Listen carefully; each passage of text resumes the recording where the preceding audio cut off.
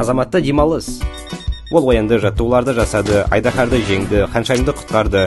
Шынымен де оянды да дүкенге кетті. Есептегіште түрлі түсті заттарды көрді. Оларды кассир балаларға сатып жатты. Бұл не, жейтін нәрсе ме? Менің не сатып алғанымды қараңдар, бұл не екенін білмеймін, комменттерге жазып кетіңдерші. Бұл вейп немесе арнараска болып шықты. Азамат тартып көрейін деді.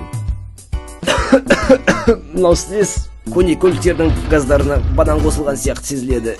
Азамат дүкенге сатып алған жаңа затты қайтару үшін шықса, балалар қайттан алып жатқанын көрді. Жоқ, балаларға мұндай керек емес деп шешті Азамат. Сөйтіп оларды лақтыру үшін бүкіл арнараскаларды сатып алды. Қалай мұны балдар мен жасөспірімдерге сатып алуға болады? Бұл үлкендерге үшін де зиянды ғой? Я осы келе жатқан ұрпақ қандай болып бара жатыр? Үйге бара жатқанда Азамат балдардың вейп арнараска шегіп тұрғанын көрді.